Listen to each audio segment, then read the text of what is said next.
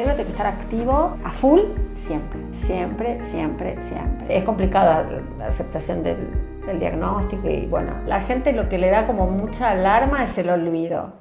Hay como un interés por cuidar el cerebro. El Alzheimer de momento no tiene solución. Y el abuelo, que era Roberto, se daba vuelta y decía, yo tenía un hijo que se llamaba Rubén y no lo conocía. A partir del diagnóstico de mi hijo, yo empiezo a repensar mi historia, empiezo a encontrar muchos puntos en común y digo, esto a mí también me pasaba, yo también era inquieto, costaba prestar atención, me sigue costando. Por fin esto que yo sentí toda la vida, que nadie me dio explicación, bueno, tiene un nombre, un apellido, es algo, es concreto. Yo funcionaba muy bien antes y ahora es un desastre.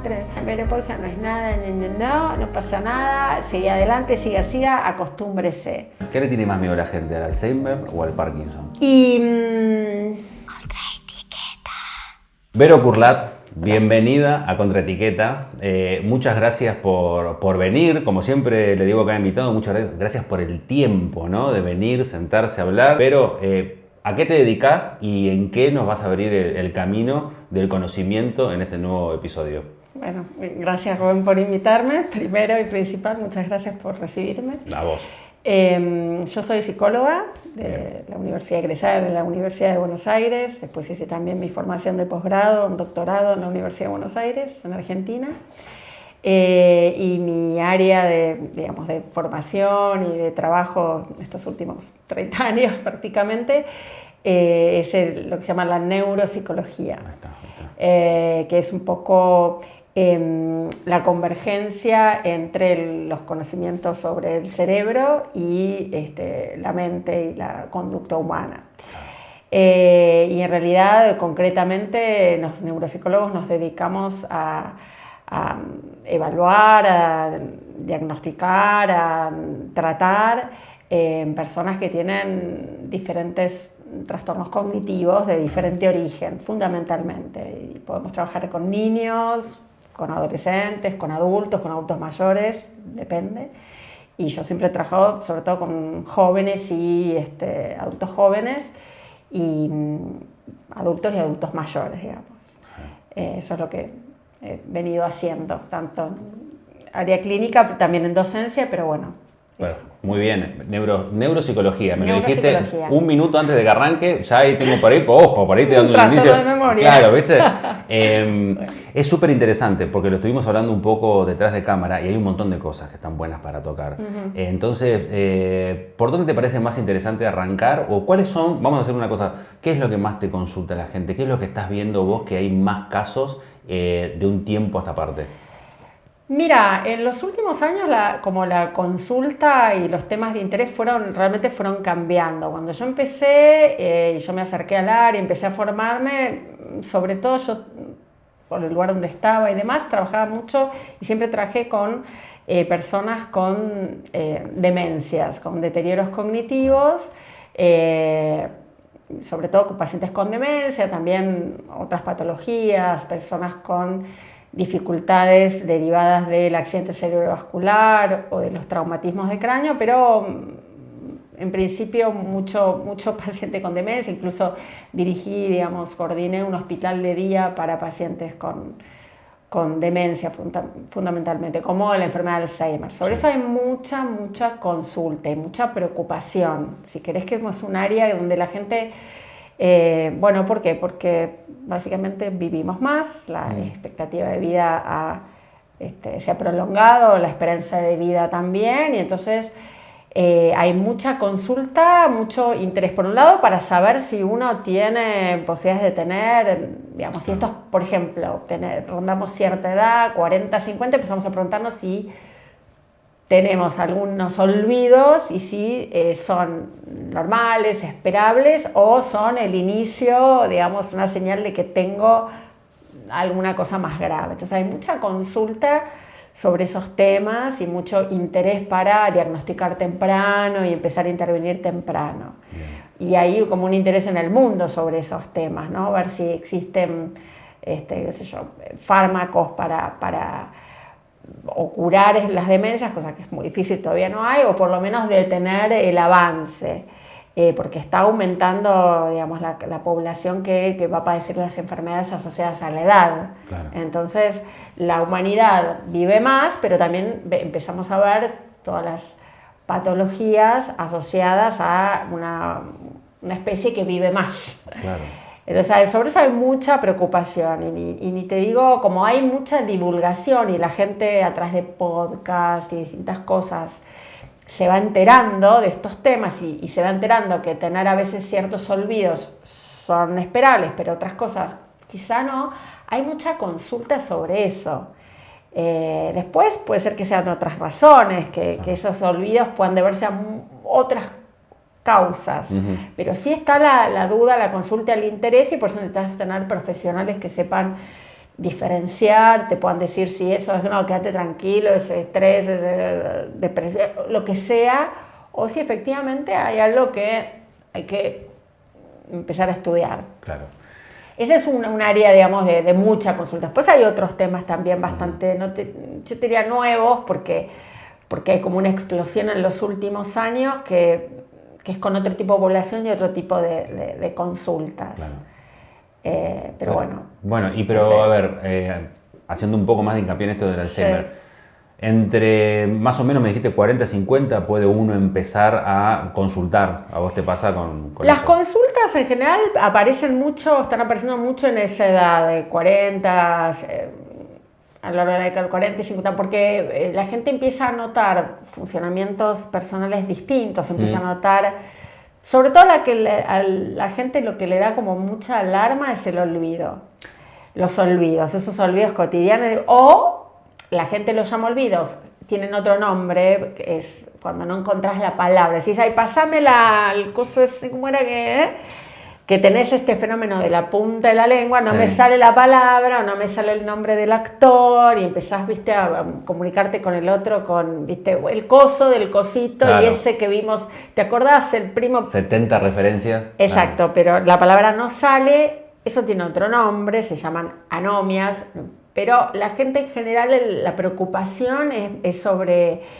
Bueno, no recordar eventos o algunas cosas, o que las palabras no salgan. Y eso es como un típico motivo de consulta. Y es cada vez más temprano porque la gente sabe más, hay más divulgación y hay como un interés, que está bueno también, hay como un interés por cuidar el cerebro. Y eso es de los últimos años, digamos, ¿no? Es decir, bueno, la salud cerebral es importante. Y entonces la gente empieza a darle bola y a no naturalizar esas situaciones.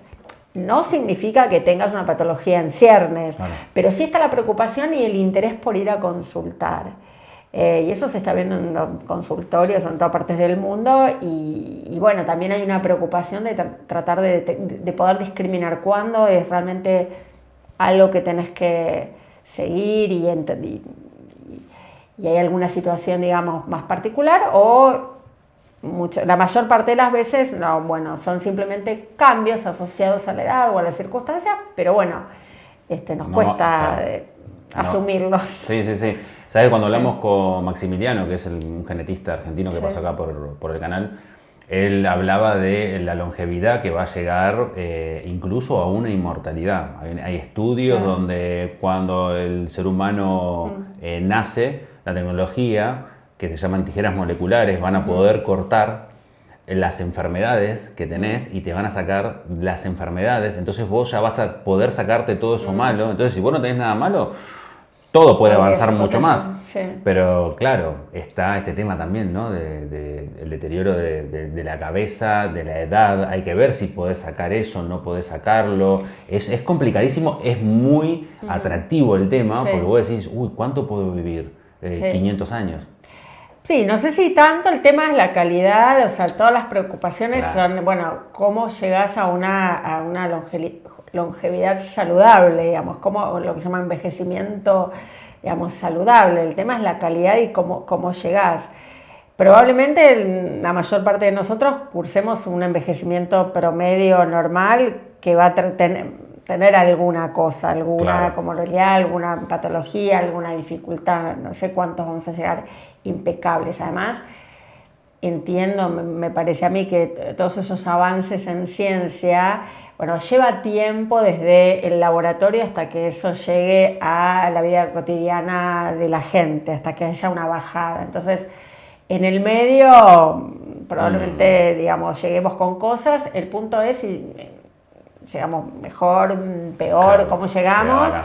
y qué cosas, digamos, el gran esfuerzo es no solo poder detectarlo, sino como que el esfuerzo en el mundo es, más allá de una vez instalados los cuadros, es si podemos llegar antes, cuánto antes podemos llegar a detectar esas cosas. Porque, por ejemplo, en el Alzheimer, el historial de deterioro de tu cerebro no es de un día para otro, tiene décadas. Un cerebro que está haciendo un proceso patológico que hoy se sabe que puede tener varias décadas.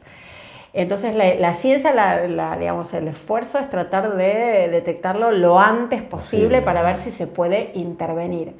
El Alzheimer de momento no tiene solución, no tenemos una cura, un fármaco que cure. Hay intentos, hay desarrollos, todavía estamos lejos, digamos. Pero sí hay cosas, digamos, hay mucho desarrollo en tratar de mejorar los mecanismos de detección, claro, que sean cada vez más, ¿viste?, más certeros, más agudos, ¿no?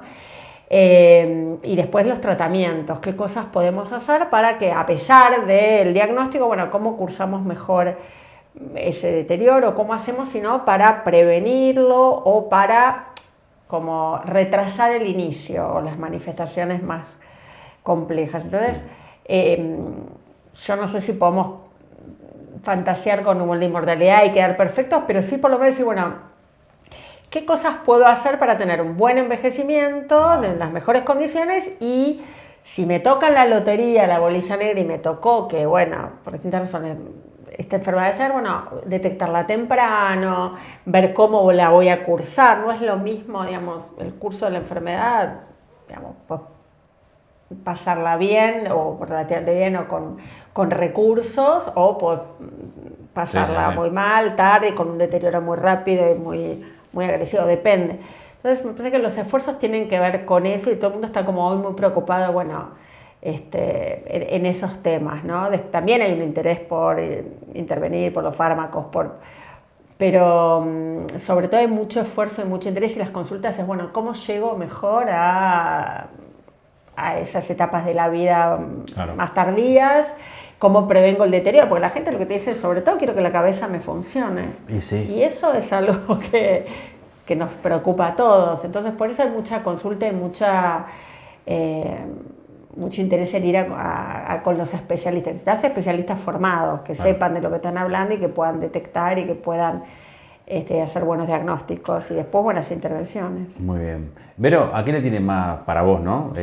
Yo después te puedo decir para mí, ¿no? Pero es muy personal, pero vos, sí, como profesional, ¿qué le tiene más miedo a la gente, al Alzheimer o al Parkinson? Y yo, en mi experiencia, por lo menos, Alzheimer es una palabra tabú, está como muy, ¿sí?, muy cargada de un significado como negativo. Mi experiencia me parece que la gente, no sé por qué, digamos, pero hay como una fantasía de que, porque en la cabeza me parece, ¿no?, de la gente el Parkinson está limitado a las cuestiones motoras, lo cual no es cierto, porque también el Parkinson tiene otros componentes emocionales, incluso cognitivos, sí, pero la gente me parece que lo tiene más asociado a algún temblor o el componente motor. Cuando es una patología bien compleja, incluso hay una demencia asociada a la enfermedad de Parkinson, pero bueno, la gente no sé si lo conoce tanto eso. En cambio, el Alzheimer me parece que en el imaginario está como muy asociada al deterioro cognitivo, claro, y es lo único que me importa, y eso sí la gente tiene como un terror. La gente a veces ni sabe de lo que está hablando cuando dice Alzheimer. Tengo miedo de tener Alzheimer. Bueno, usted sabe lo que... No tengo ni idea, pero claro, la gente le da miedo igual. Claro. Pero bueno, son cosas, enfermedades que son muy complejas, pero bueno, cada vez más presentes, debo decir. A mí me da más cosa el Parkinson. No sé por qué, pero me da como... No sé, ojo, por ahí es más fácil verlo, ¿no? Claro. Lo sí, ves a Michael, sí, Fox de, sí, hace décadas que viene, ¿no? Sí. Y cada vez el tipo, sí, está peor, de ídolo juvenil, ¿no? Todo lo teníamos. Sí. Entonces como que lo ves más, sí, presente en claro, notas y un montón de cosas. El tema del Alzheimer tal vez no lo ves sentado y no sabes si tiene Alzheimer la persona. Cual, sí. Entonces yo creo que en mi caso creo que puede venir por un tema de haber Mira. visto más o que sea más visual la enfermedad. Claro, sí, también puede ser. Es verdad que la gente con Alzheimer y con otras demencias también, sobre todo en los primeros tiempos, después hay un deterioro general, pero sobre todo en los primeros tiempos muchas veces se preservan físicamente, entonces uno no sabe si tienen algo hasta que lo ves, alguien te cuenta o te das cuenta cuando empezás a tener una conversación y entonces hablando, dices acá algo raro pasa, pero si no físicamente la gente a veces se mantiene muy bien y entonces te parece afuera que no pasa nada, lo cual no es cierto. Sí, yo tenía un amigo en el primario, un amigo de toda la vida, ¿no? Y desde edad muy temprana nuestra, su abuelo tenía Alzheimer Claro. por parte del padre.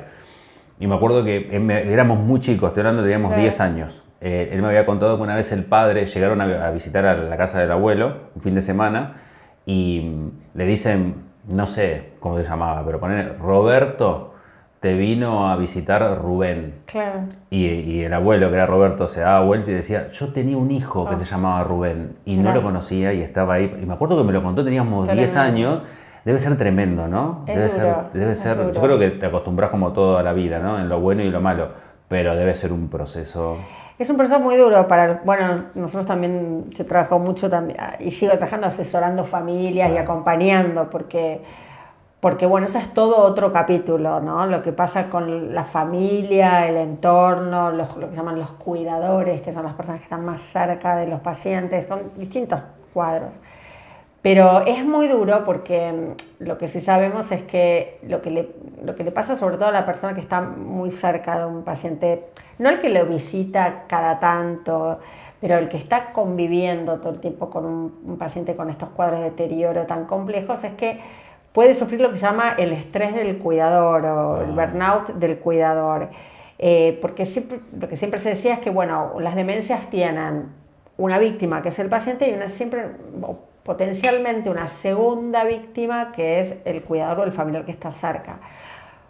Porque son muy devastadoras. Primero, en parte por eso, porque la persona a veces se ve bien físicamente y hay todo un proceso muy complejo cognitivo y conductual también, porque no son solo los cambios cognitivos que sufre la persona, sino también los cambios de conducta que son ferozmente estresantes para la familia, a veces más difíciles de tolerar que los olvidos. Entonces, esa familia va presenciando el cambio de una persona que la conocieron toda la vida de una manera y va mutando y va dejando de ser esa persona que uno conocía. De alguna manera se va convirtiendo en un desconocido. Entonces es todo un proceso, por un lado, de sobrecarga porque requiere unos cuidados muy grandes y es muy agotador y muy cansador, pero además porque hay un duelo que vos tenés que hacer. Y es en vida, no es cuando la persona se muere, es en vida. Vos te estás como despidiendo de esa persona que quizás tu pareja o tu padre, tu madre, y tienes que despedir y duelar a esa persona en vida, es como lo llama un duelo anticipado en psicología. Y tenés que, ir preparándote y aceptando esta nueva realidad y preparándote para una persona que no va a mejorar, sino que se va a ir deteriorando. Es un proceso muy complejo el que todos los que están alrededor también viven. Y por eso siempre se dice que vos no tenés que solo tratar al paciente, bueno, por supuesto lo tenés que tratar, pero también cualquier intervención tiene que tomar en cuenta su entorno, su familia, porque si no las cosas terminan mal. Es fundamental.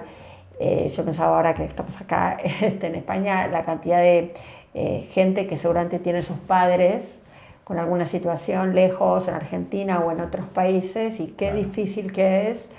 Incluso a la distancia, acompañar gente grande que quizás está transitando algún proceso así de deterioro. También, porque es complicado para el que está muy cerca, pero también para el que está lejos, que no entiende, que no ve los cambios, que dice, pero hay mucha incredulidad, a veces, sobre todo al comienzo de los diagnósticos, como, pero si yo hablé imperfecto ayer, que esto no es posible. Entonces ahí es complicada la aceptación del diagnóstico y es como todo un proceso. Vero, me contabas también cuando estábamos armando el tema de esa gente grande, nosotros, Sí. que de repente nos enteramos, porque de curiosos, a ver si pertenecemos a la nueva ola del TEA, ¿no? Sería más o Ajá, menos así. sí. ¿Y qué pasa que sí? Bueno, eso es como, vos me preguntabas qué temas la gente consulta. Bueno, yo te digo, deterioro cognitivo es como un gran capítulo, Sí. porque la preocupación de todo el mundo es, quiero llegar bien, quiero saber si mi cerebro está bien. Bueno, hay como todo un capítulo. El otro capítulo que ha habido mucha consulta en los últimos años, y esto es como ya un boom, es las personas que consultan sobre todo lo que es el espectro de los trastornos del aprendizaje, de la neurodivergencia y demás. Entonces, sí pasa mucho padres y madres que a partir de buscar un diagnóstico para sus hijos y encontrar un diagnóstico empiezan a preguntarse ellos mismos si tienen algo, yo funciono parecido, esto que mi hija hace, yo también lo hacía, yo soy muy parecida a mi hija. Bueno, y empezar como a tratar de entender y a tratar de como resignificar una historia personal a partir del diagnóstico de los hijos. Eso pasa bastante. Y bueno, y con dislexia también pasa un montón de padres que consultan, los chicos les diagnostican dislexia y dicen, pero yo también tenía, y el siguiente evaluado es el padre. Esto pasa mucho, esto es todo otro gran capítulo. Y ahí te digo que, como en todo, las redes, la divulgación ha hecho, digamos, bastante, creo que un favor en algún punto de divulgar el tema y que la gente empieza como a repensar su propia historia, ¿no? Mucha gente viendo TikToks o viendo redes bueno, ahora ya lo ves en programas de televisión, en series, digamos, todo el mundo, también hay un exceso, ¿no? Hay como una cosa de que todos estamos diagnosticados, todos somos. Eso te iba a decir, te iba a preguntar si hay un sobrediagnóstico de esto. A ver, yo no sé si hay un sobrediagnóstico, lo que hay, a ver, yo lo que noto, y hablando con colegas que se especializan más en el tema y que trabajan más y que sobre todo trabajan haciendo diagnóstico, hay una preocupación muy grande. Hay mucha gente que para mí tiene un lado positivo, que es que la gente a partir de la divulgación de, ya te digo, distintas formas, que la principal en las redes sociales, la gente empieza a ver temas y empieza a escuchar cosas y dice, a ver, voy a pensar si algo de lo que a mí me pasa y que hasta ahora no encontré explicación, a ver si voy y averiguo de qué se trata. Eso para mí está, en algún punto está bueno, ¿no? Porque es muy sanador en alguna medida, bueno, tratar de encontrar profesionales. Mientras encuentres profesionales idóneos y esos diagnósticos estén bien hechos y después esa gente tenga, bueno, por dónde seguir también. El problema es cuando hay gente no idónea haciendo esos diagnósticos o cuando la gente se autodiagnostica haciendo un test, digamos, en la computadora o le pregunta al chat GPT si tiene o no X diagnóstico. Ahí es el riesgo. Pero si toda esa divulgación a vos te sirve, me parece a mí, es mi opinión personal, para acercarte, buscar información y acercarte a buenos equipos y a profesionales idóneos, bienvenido. Si lo que hizo fue confundirte o hacerte, digamos, querer otra cosa o llevarte a hacer diagnósticos usando medios que no corresponden, eso es un problema. Claro. Pero bueno, es como, bueno, las redes pueden ayudar mucho o no, depende de cómo sean usadas.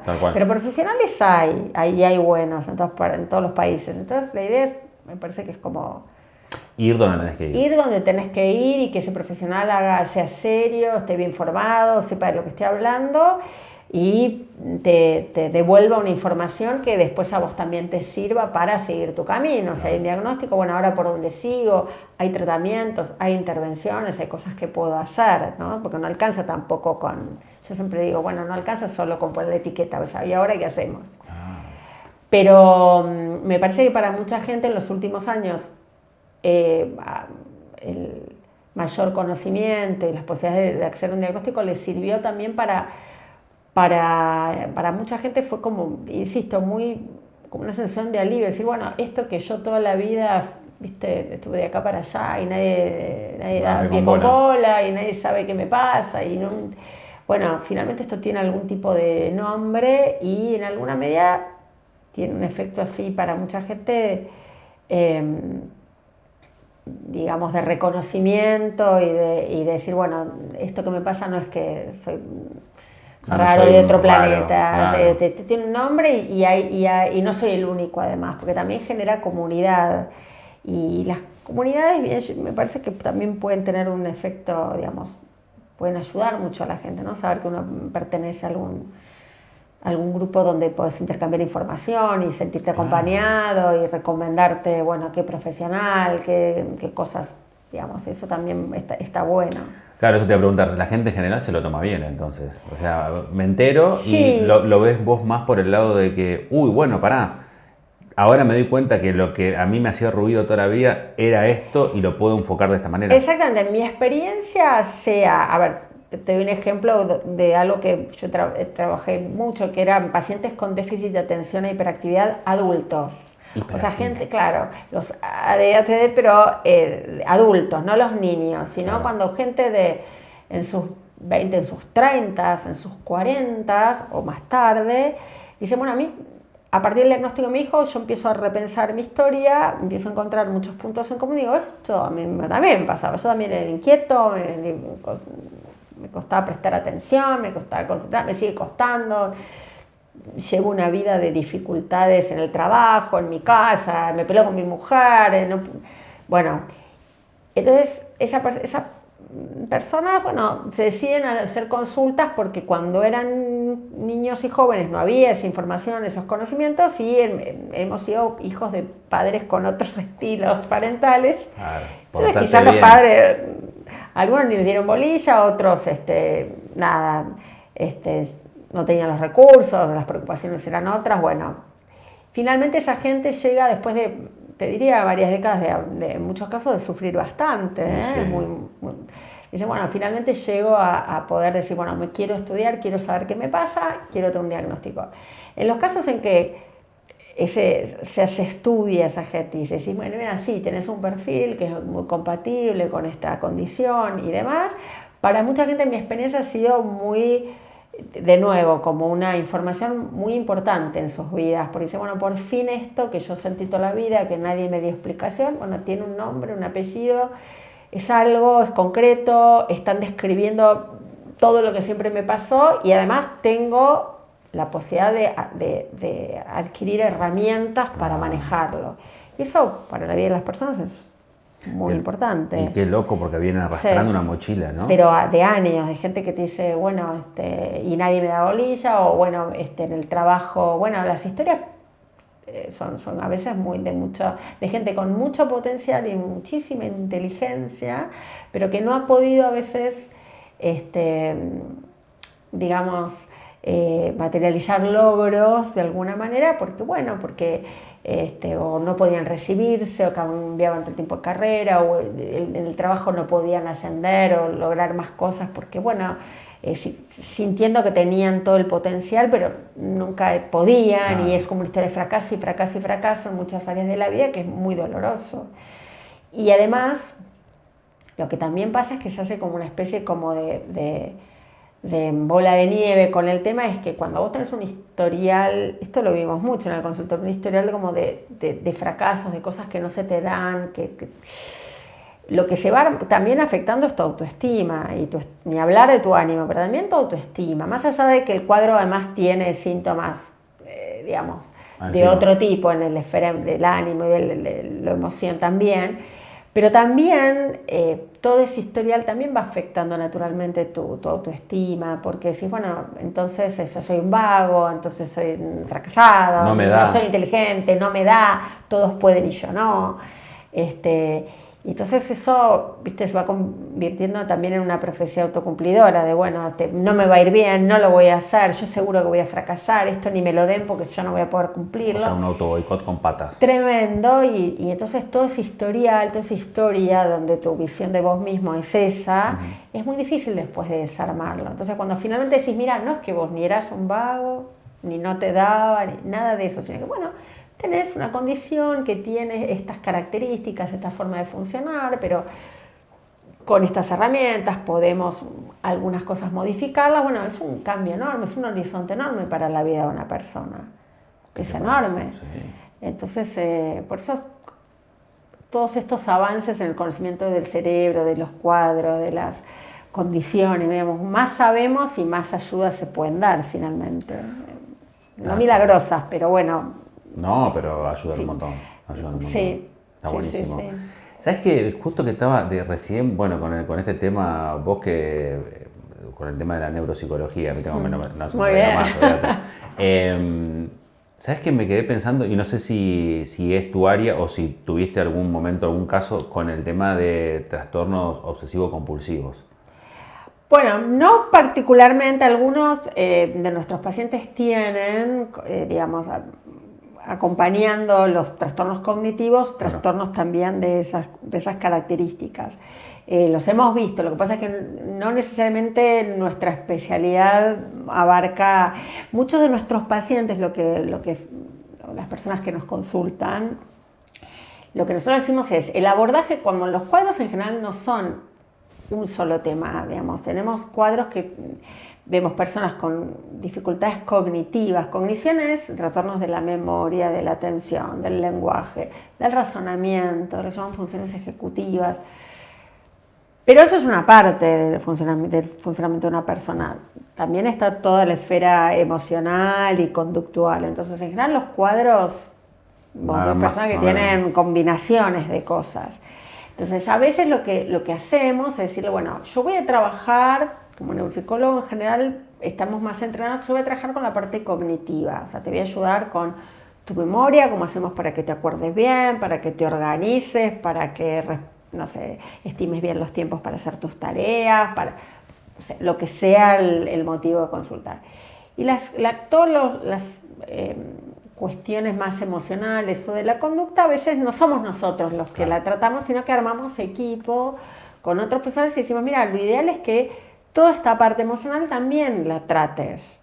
Antes, durante, después, pero en algún momento la tenés que tratar. Y entonces, en general, son pacientes que hacen en simultáneo, de manera sucesiva, psicoterapia, la que corresponda, de acuerdo a su diagnóstico, la que sea más recomendada.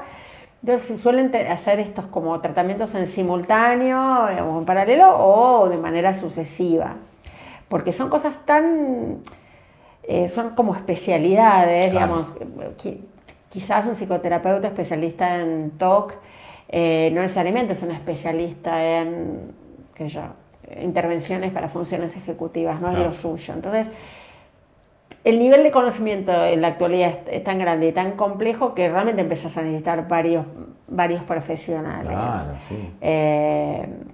Pero bueno, sí, los he visto, pacientes con depresión y trastornos cognitivos es otro motivo de consulta enorme, ¿sí? La depresión, porque... Bueno, sí, claro. Bueno, tiempos difíciles. La depresión desde ya es un tema de consulta, es una epidemia en el mundo, ¿no? Eso lo sabemos. Pero hoy lo que sabemos también es que muchos de esos cuadros, digamos, depresión, ansiedad, vienen acompañados de trastornos cognitivos. Mirá. No es solamente el cuadro, el ánimo y la conducta, también es el componente cognitivo. Incluso muchas veces la gente llega a los consultorios o a los especialistas preocupados, por ejemplo, por sus olvidos, y vos lo que descubrís es que ese olvido está dentro de una depresión. Es una depresión lo que hay ahí. Muchas veces, mira, te voy a salir con como empezamos la charla, muchas veces la gente consulta muy preocupada por tengo Alzheimer, seguro, y no, lo que tiene son olvidos propios de una depresión, pero uno de los diagnósticos más difíciles de hacer es el diferenciar en ¿esto es el inicio de una demencia o es una depresión? Es uno de los diagnósticos más difíciles de hacer, es complejo, porque muchos síntomas se parecen y entonces vos no sabés. Después los especialistas sabemos, hay diferencias puntuales, claro. pero es un motivo de preocupación y la gente a veces llega de casualidad y en realidad lo que es una depresión. Y dice, mira, no es Alzheimer, pero igual tenés una cosa que hay que tratarla. Claro, vení que igual. No es menor tener una depresión. No. Cero. Entonces, sí, lo que sabemos es que las personas son patologías muy complejas y que muchas cursan, no todas, pero muchas cursan con cosas cognitivas que aumentan la depresión, porque si además de un cuadro depresivo vos encima funcionás mal, porque no te acordás, porque no podés prestar atención, entonces no podés estudiar, trabajar, o lo que sea que hagas. Bueno, de nuevo empezamos con esa, ¿no?, bola de nieve que te decía antes, entonces aún se profundiza el cuadro anímico, Claro. el ánimo. Entonces, eso es un tema también bastante nuevo y que hoy cuando vos tratás pacientes con trastorno de ansiedad, depresión, trastornos bipolar, lo que sea, los especialistas hoy saben que la parte cognitiva puede ser que también esté ahí, hay que estudiarla y hay que ver si no hay también un compromiso cognitivo. Sí, no, te iba a decir justo sí. el tema de la depresión, ¿no? Porque Sí. todos conocemos lamentablemente a alguien que está medio bajón, viste, que viene Sí. medio en la Sí. mala. ¿Justificado o no? ¿Justificado o no? ¿A qué voy? Justificado porque sabés que le pasó algo que realmente decís, y sí, la verdad que Sí. tiene toda la razón para estar así. O el que tiene su propia película, sus pensamientos que le juegan una mala pasada, que es lo peor para mí igual, ¿no? Porque no puedes controlarlo, ¿viste? La cabeza se divierte como quiere y a veces vos no sos parte, digamos, del divertimento de tu cabeza, no te divertís junto con tu cabeza, te juguetea. Entonces, ¿cómo hacemos con eso? Porque todos podemos caer en eso. Yo puedo estar en una reunión y parece que estoy súper bien y mi cabeza está 3 días adelante porque tengo que lograr tal cosa, hacer tal cosa y no se da cuenta uno a veces.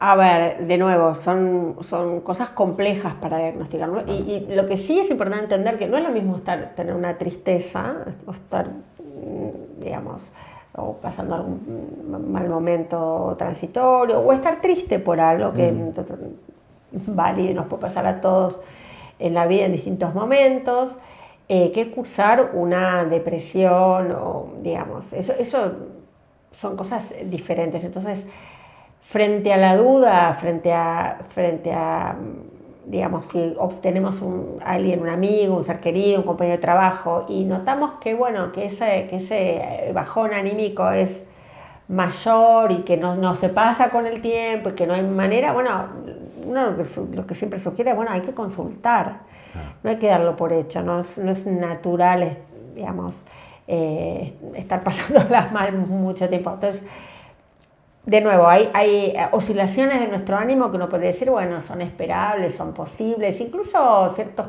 no sé, estás haciendo un duelo porque te dejó una novia, un novio, Claro, te bajaron del laburo, bueno, otra cosa es cuando se instala un cuadro depresivo, entonces, digamos, frente a la duda, la consulta con el profesional, eso es lo que uno tiene que decir siempre, no como no naturalizar, porque además hay herramientas y porque las depresiones no tratadas, digamos, tienen sus riesgos, digamos, son cosas que se cronifican, que tienen otros riesgos asociados. Volviendo al tema cognitivo, la depresión, por ejemplo, es un factor de riesgo para la demencia, Claro. de hecho.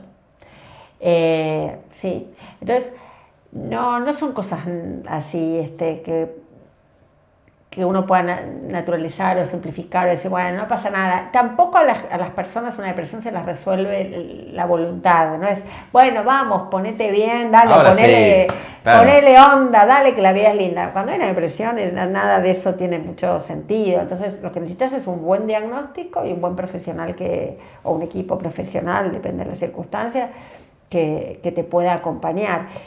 También, no importa la edad que tenga, sea un niño, sea un joven, también sea un adulto mayor. La gente, digamos, eso también hay un tema que tiene que ver con el prejuicio del edadismo, ¿no? De esta cosa de que pensamos que la gente grande, por default, tiene olvidos, está gaga, o está triste, deprimida y no quiere salir. No, de nuevo, yo me acuerdo una época daba muchas charlas para personas que son cuidadoras y enfermeros.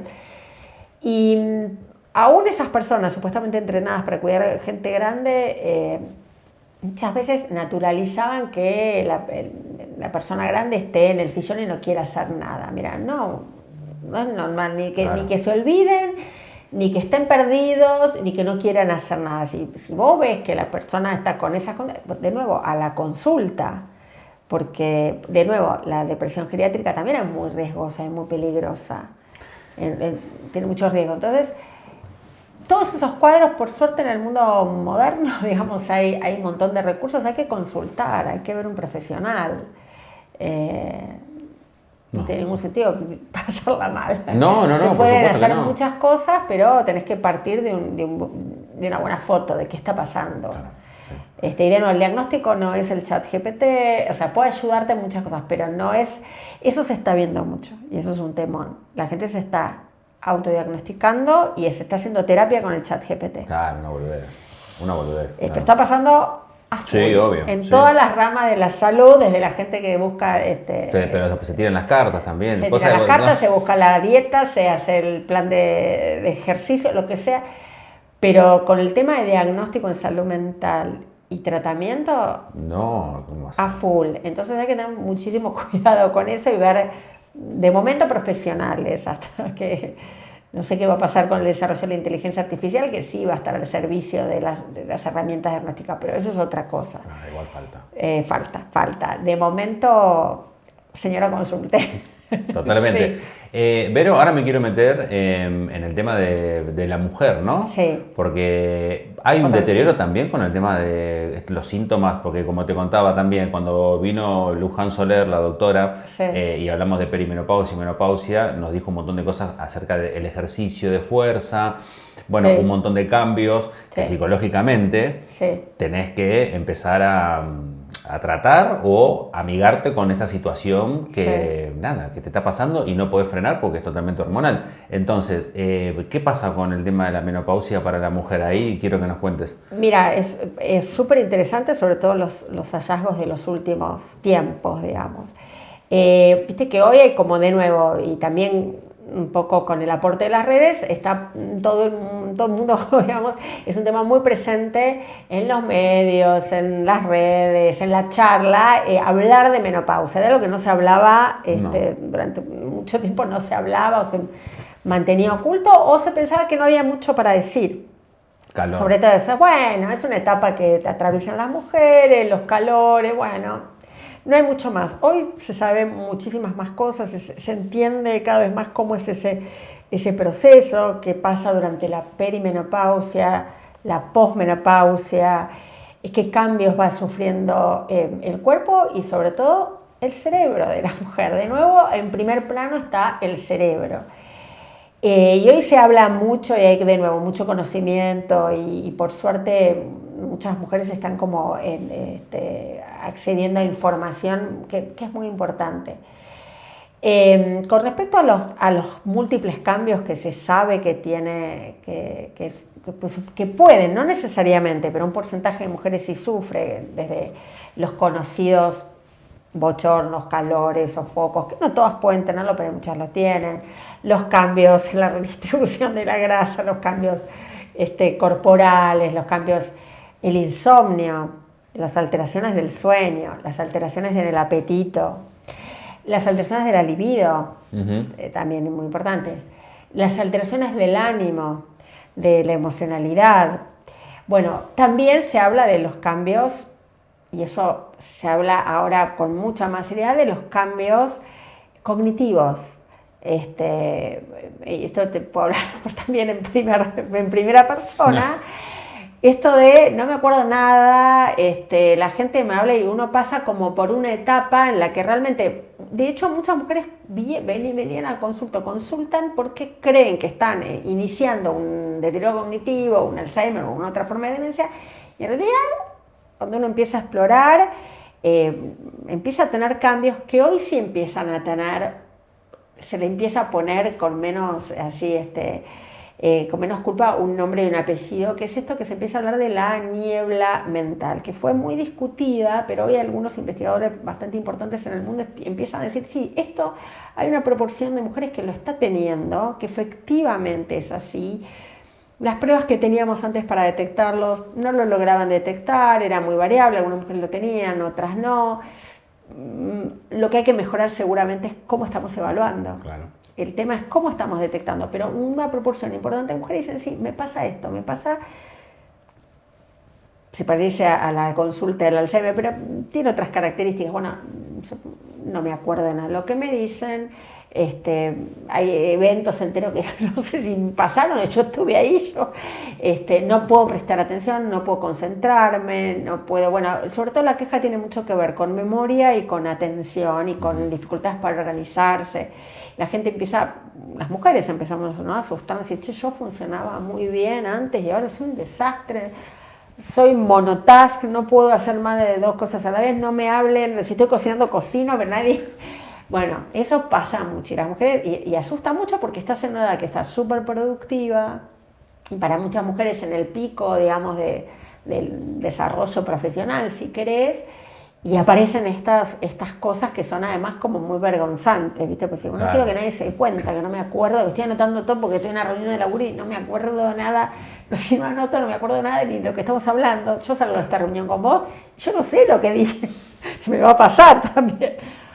Bueno, pero para las mujeres es muy, también genera mucha angustia y mucha vergüenza, ¿no? Porque es como, bueno, como la etiqueta de estoy vieja, estoy a punto de estar qué feo, out. Claro.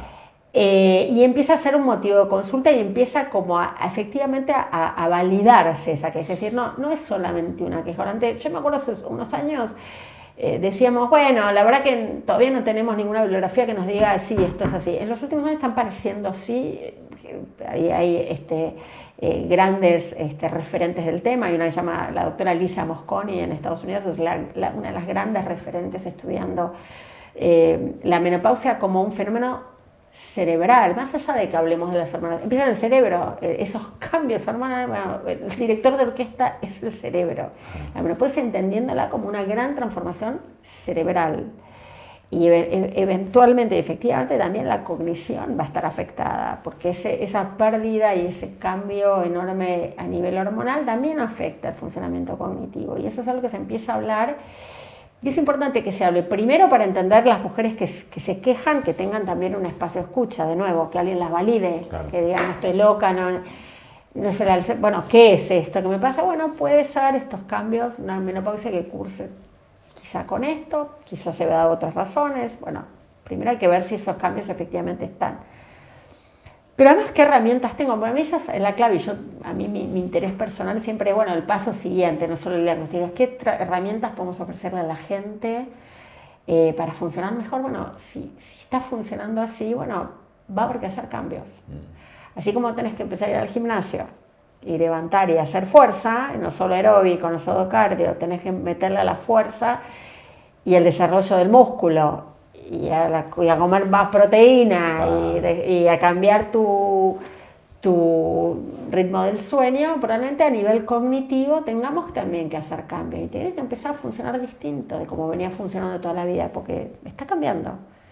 De manera transitoria puede ser, pero está bueno tener herramientas, es decir, no estoy perdida y tengo que esconder y nadie se tiene que dar cuenta que además de todo lo que me pasa físicamente, también el cerebro me está como abandonando, ¿no? Es un garrón, ¿no? Sí, ¿no? Sí, porque no, sí. Es un garrón, no. Bueno, sí es un garrón. Sí, pero claro, pero no lo digo desde el punto de vista, uy, qué mal lo que te está pasando, ¿no? Sí. No tipo totalmente testigo. Lo que digo es, claro, tener que, pues vos en lo físico me voy a hacer gimnasia o podés ser una fitness de toda la vida y de última te va a costar un poco menos. Ahora, el deterioro, digamos, yo no lo llamaría deterioro, es un cambio, puede ser un cambio que puede ser transitorio, hay que ver en cada caso. ¿Qué decís? Bueno, justamente la duda es, ¿esto es el comienzo de un deterioro? A ver, porque todavía se está estudiando, no tenemos todavía respuestas, el tema no está cerrado, se está estudiando qué son estas quejas, si las mujeres están funcionando diferentes durante esa etapa con respecto a su propio funcionamiento previo. Bueno, es un área como que empezó a estudiarse y a darle importancia y a tomárselas con seriedad. Lo que transita la mujer alrededor de la menopausia, hay que, en todas las áreas, hay como un interés en el mundo de decir, bueno, tomémoslo en serio, a ver qué es este cambio de la memoria. Quizás no se ve la menopausia, porque pensar que es una etapa de la vida donde hay muchos otros cambios, quizás son cambios, simplemente cambios asociados a la edad. Mucha gente le cuesta, como tu funcionamiento cognitivo puede cambiar a lo largo de tu edad, no funcionás como cuando tenías 20. Claro. Para mucha gente también hay una consulta que tiene que ver con no soy el mismo. Bueno, bienvenido, no vas a ser el mismo, y para mucha gente es muy duro y es simplemente entender que hay, bueno, cambios y que quizás hay que aprender a funcionar distinto. Por eso hay que entender bien si esos cambios se deben a qué razón. O hay un cuadro o hay una depresión y no lo saben, porque además es una etapa donde todo esto puede simplemente coexistir. Pero es importante la consulta y tomárselo en serio y no, sobre todo, no minimizar la queja de la mujer. Para eso está súper clave como mensaje. La primera está lleno de mujeres que van a los ginecólogas, o distintos clínicos y más que dicen la menopausia no es nada, no pasa nada, sigue adelante, siga, acostúmbrese. Bueno, hoy día son respuestas que ya la verdad que no deberíamos aceptar. Si una mujer está diciendo, mira, hay toda una serie de cambios que me están afectando, dame bola. Digamos, me engordé 15 kilos, no puedo dormir, tengo sofoco, no estoy funcionando bien, no me acuerdo de nada. Bueno, dame bola. Y me parece que toda esta movida de hablar y este movimiento de mujeres en el mundo que empiezan a hablar de la menopausia, y decir, bueno, hablemos de esto, cómo transitamos esto, cómo quedo después de este proceso, cómo voy a quedar, qué puedo hacer. Bueno, todo esto ayuda para que además los profesionales de la salud también se enteren, se anoticien y validen y le den bolilla, digamos, a sus pacientes y les den respuestas, y que quizás los equipos sean interdisciplinarios y necesita gente que sepa de temas cognitivos trabajando al lado de un ginecólogo, por ejemplo. A mí siempre me llama la atención la cantidad de podcasts y de gente hablando de, bueno, la menopausia, el tema de la terapia hormonal, ir al gimnasio, comer bien, y hablamos muy poco de la salud cerebral. Es increíble. O sea, es como si pero porque hay que hacer más divulgación y hay que hacer estas charlas, pero todo el tiempo estás escuchando a la gente decir, bueno, a ver, dame la dieta, dame, no la dieta o los nuevos hábitos saludables, dame qué tengo que ir a hacer al gimnasio. Y cuando hablamos de vivir con el cerebro, ¿qué vas a hacer? ¿Por qué no nos preocupa nuestra salud cerebral? Es llamativo, pero debería hablarse más del tema. Yo siempre digo que uno nunca sabe quién está escuchando del otro lado, ¿viste? A quién le está dando una mano. Sí. Entonces, a mí parto con esa base. ¿Sabes qué te quería preguntar? Como dijiste recién, todo lo neuronal, el tema de la neurociencia, ¿no? Que es un tema súper atractivo.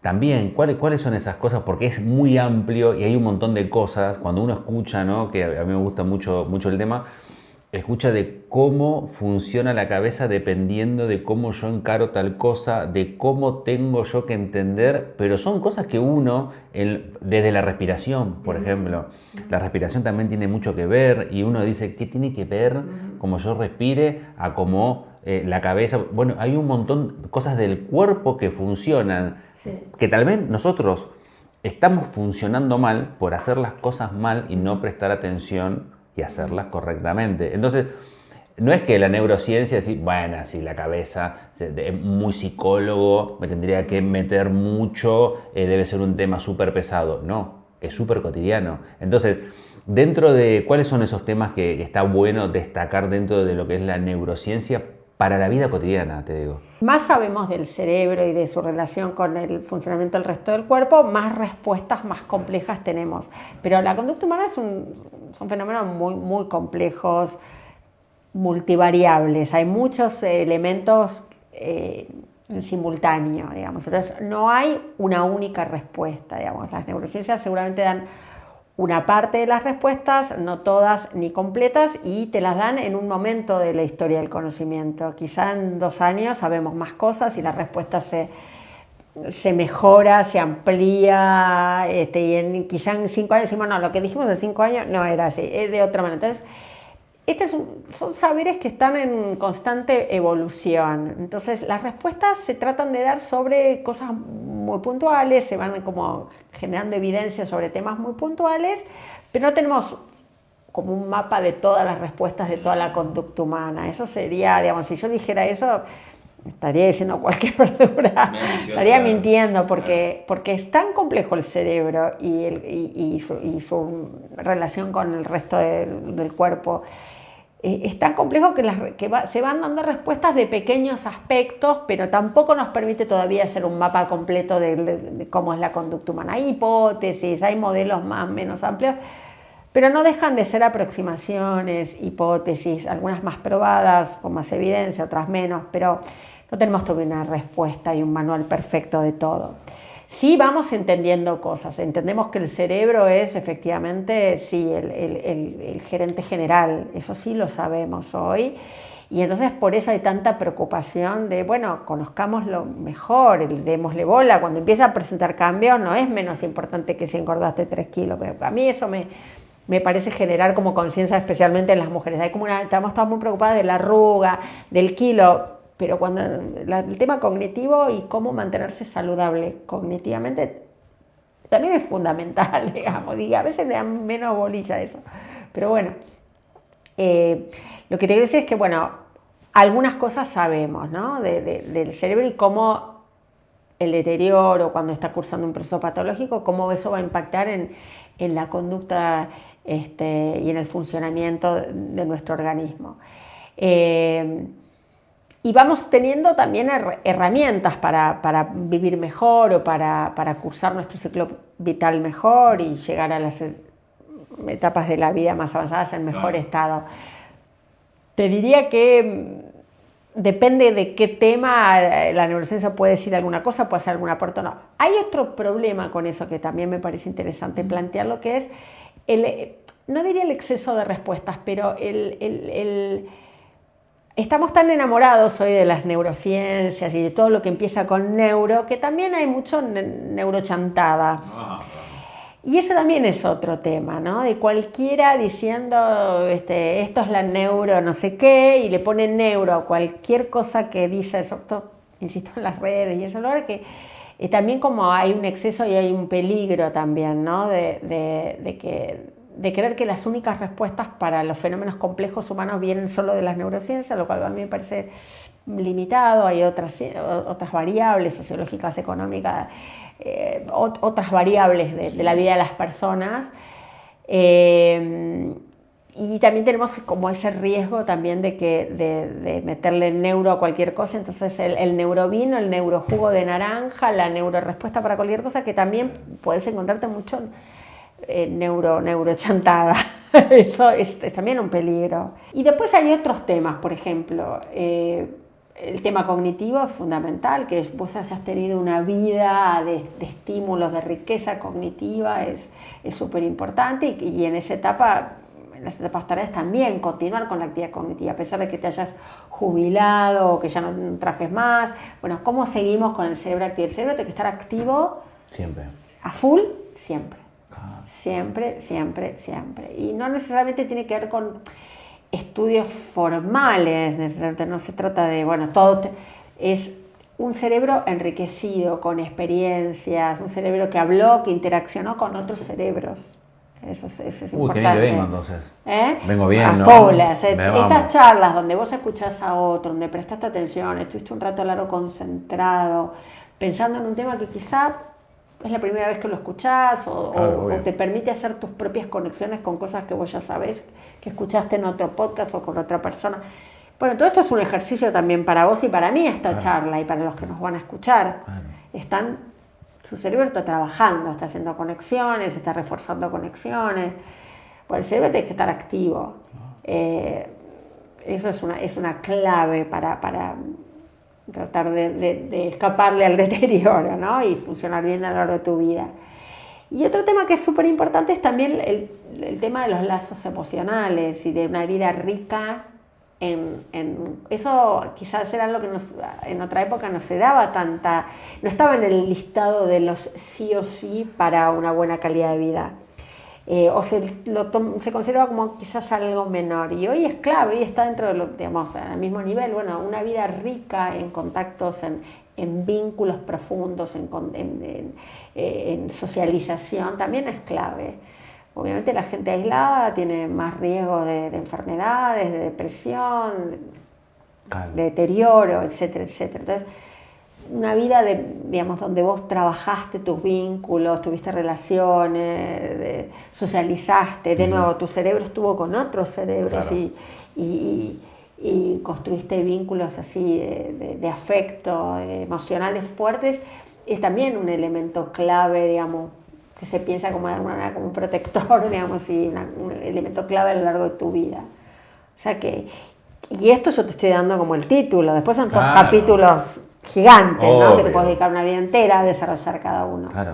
Pero algunas cosas sabemos hoy que, o tenemos bastante evidencia en favor de esa línea de pensar que probablemente vaya por ahí la cosa. Qué bien, qué bien. Sé que te iba a preguntar, Vero, si podés, que siempre se lo pregunto, ¿no? Cuando me junto con algún profesional, ¿no? ¿Podés dejar de trabajar? ¿Te desconectás en algún momento? Me imagino que sí, pero ¿te pasa que a veces estás trabajando inconscientemente y decís, estoy evaluando tal cosa, o estás mirando a una persona y te pasa que caes y decís, y ves ciertos rasgos que decís, esta persona... Cuando uno está viendo pacientes con los profesionales... No, en la vida cotidiana te digo, ¿eh? Ah, bueno... Pero para mí es involuntario, sobre todo en tu tema, ¿eh? Sí, los psicólogos, bueno, sí, todos los profesionales. Pero yo soy muy cuidadosa y muy respetuosa de mi profesión. Y entonces trato de no hacer diagnóstico. Como sé la complejidad de la mente humana y de la condición humana, soy muy cuidadosa de no hacer diagnósticos a la ligera. No, y creo que los profesionales serios en general no lo, para vos, no lo hacen. ¿no? O sea, para vos. Bueno, ponle que estás en una charla, estoy charlando con alguien y... No, yo digo para vos, no decírselo, internamente. Puedo sospechar, decir, quizá va por acá, pero hasta ahí no llego mucho más, digamos, no hago aseveraciones de cosas que no sé, y en todo caso... A veces uno, cuando alguien te viene a consultar y dice, a mí me parece que es por acá, dice, sí, bueno, estudiaste por acá, pero también estudiate esta otra cosa, veamos también esto, abramos esta otra puerta, porque quizá también algo por acá puede estar pasando, pero uno como profesional, los profesionales no tiran diagnósticos así de taquito. Claro. Hay que ser como muy, muy cuidadoso con eso. En general, lo mejor que uno puede hacer es si tiene una sugerencia, hacerle a alguien, decirle, bueno, ¿te parece? Puedes consultar, ¿te parece que esto que me estás preguntando a mí mejor lo consultes profesionalmente en un contexto, en un lugar? Claro. Sí, los profesionales, sí. Hay que manejarse porque las cosas son complejas y una mala o una palabra dicha fuera de contexto, fuera de lugar, puede tener efectos muy negativos. Entonces que es como, a veces uno tiene como una doble responsabilidad de cuidarse. Claro. Sí, me pasa mucha gente que te consulta cosas, eso me pasa siempre. Sí.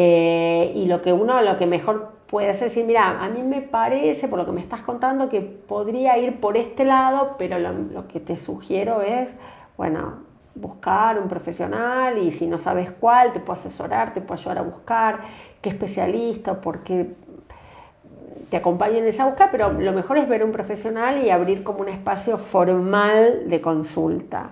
No en el bar de la esquina, no en el auto, esas cosas no, porque, bueno...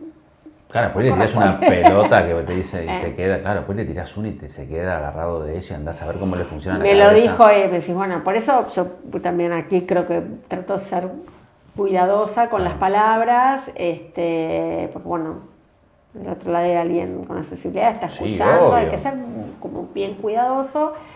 Y con respecto a esas consultas informales que los psicólogos recibimos todo el tiempo, sí. Vos que sos psicólogo. Decía otra vez. En general lo que hacemos es, bueno, lo que yo hago es decir, yo soy muy cuidadosa con eso, es decir, bueno, hay un espacio formal de consulta, te sugiero ir por acá, si no sabes con quién, yo te diría, empieza por ahí, fíjate después por dónde siguen los caminos de consulta, pero... Bien. Sí. Está perfecto, te entiendo. Pero, ¿la UBA sigue teniendo un nivelazo? Yo creo que sí, bueno, yo soy de la UBA. Por eso, vos docente muchos años. Sí, yo creo que sí, bueno, ha tenido mucha, como en la época que yo estudié al menos, y durante mucho tiempo tenía muchas materias y como una gran... como trayectoria, sobre todo en el psicoanálisis, y la gente que quería formarse, la UBA era como un lugar muy bueno para hacerlo. Después se fue abriendo a otras orientaciones, iba teniendo como entiendo como me parece, sino en las materias optativas, al menos en los posgrados, como otras orientaciones que está bueno que existen en el mundo y que está bien conocer, pero sigue teniendo, me parece a mí, un buen nivel. Yo conozco más quizá hasta hace poco que está en el posgrado, los posgrados algunos son muy buenos y no tienen nada que envidiarle a ninguna gran universidad del mundo. Pero bueno, sí, es un buen lugar. Hay otras también, otras universidades. Pero viste que la UBA siempre fue la UBA. Pero bueno, la UBA, uno salía en el corazón, claro. Es la casa de uno, y es un gran lugar, tiene todavía... Tiene prestigio. Prestigio y tiene buena formación, ¿no? Claro. Tiene investigación, tiene muy buena docencia, es un buen lugar creo que para formarse. Hay otros también, pero bueno, sí, está perfecto, Vero. Sí. Vero, un mensaje para esa persona que está escuchando del otro lado, de lo que vos quieras, estamos hablando de un montón de cosas, Alzheimer, Parkinson, un montón de cosas cognitivas, la peri, la menopausia, los cambios. De lo que vos quieras, un mensaje para esa persona que está del otro lado, puede ser hombre, puede ser una mujer, cada uno va a agarrarse de lo que necesita, ¿no? Pero que te parece que puede ser súper útil y que puede ayudar. Me parece, me parece que el primer mensaje es que está bueno que la gente se escuche y se preste atención a sí misma. Es decir, si notan que algo no funciona o no se sienten cómodos con algo que está funcionando, notan un cambio en su funcionamiento, de su ánimo, de su conducta, de su cognición, el área que sea, no hay que minimizar las cosas, no hay que no prestarles atención. Está bueno consultar, buscar profesionales, darle bolilla a los temas. Está bien cuidarse también su emocionalidad y su funcionamiento, digamos, cognitivo, porque de nuevo tenemos como estamos en una era donde está todo el mundo muy preocupado por cómo luce y el gimnasio y el TikTok y el filtro pero bueno, no somos solo eso, y es importante prestarle atención e invertir tiempo y energías a prestarle atención a cómo uno se siente y buscar ayuda, buscar a los profesionales que están bien formados en el área que sea y permitirse y dejarse ayudar. Ese es como su primer mensaje, digamos. Y segundo mensaje, bueno, un poco ya para mi lado, para mi terreno, obvio. Que es, bueno, el cerebro también importa, en cualquier momento de la vida, no es que pasamos cierta